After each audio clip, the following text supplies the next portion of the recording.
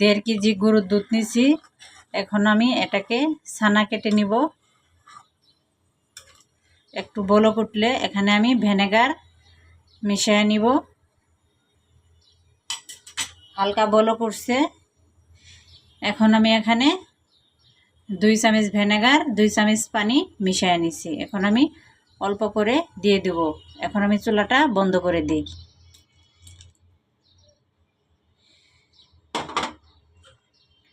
এখন একটু নাড়াচাড়া করে নিব।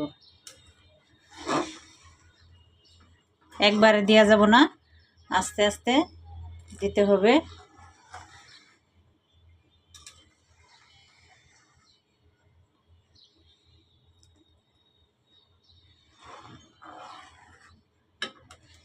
এই তো আস্তে আস্তে ছানাটা হয়ে যাচ্ছে।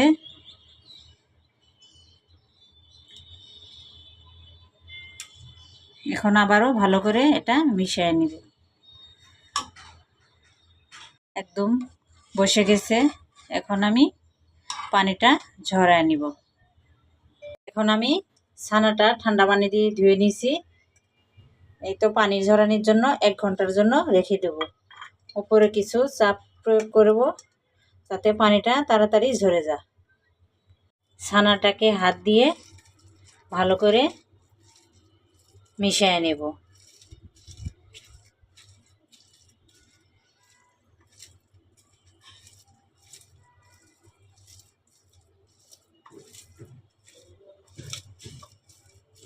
এইভাবে আস্তে আস্তে আলতো হাতে এটা করতে হবে যেন দানা দানা না থাকে।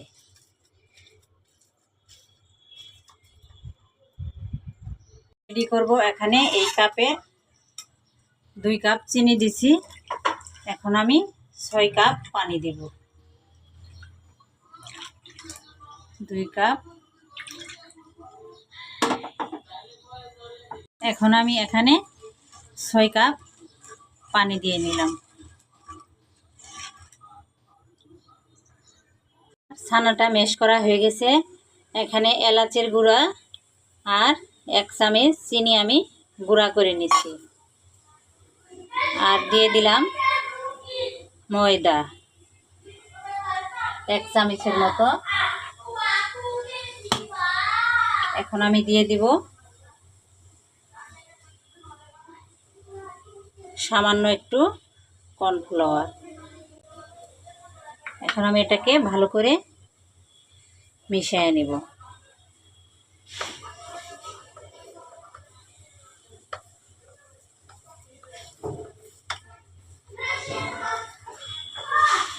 এখন ছোট ছোট লিচি কেটে নিব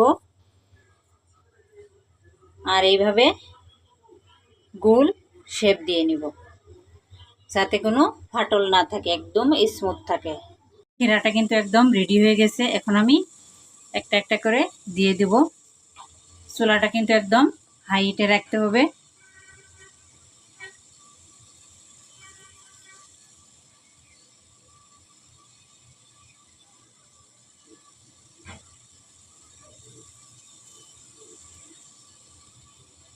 দিয়ে দিছি। এখন আমি ঢাকনা দিয়ে ঢেকে দিব 10 মিনিট। ঢাকনাটা খুলে দিব।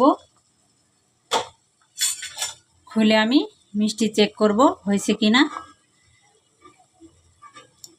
এখানে 1 বাটি পানি নিছি। যদি মিষ্টিটা ডুবে যায় তাহলে ভাববো যে মিষ্টিটা আমার হয়ে গেছে। এই যে মিষ্টিটা আমার ডুবে গেছে। এখন কিন্তু অলরেডি মিষ্টি আমার হয়ে গেছে। এখন আমি চুলা থেকে নামায়ে রেখে দিব সারা রাতের জন্য। আমি মিষ্টি কেটে আপনাদের সাথে দেখাবো কেমন হয়েছে। দেখতেই পাচ্ছেন কত সুন্দর হয়েছে, একদম রসালো। এটা কিন্তু চাইলে খুব সহজে বানায় নিতে পারবেন। আর দেরি কেন, রেসিপিটা দেখে আসি।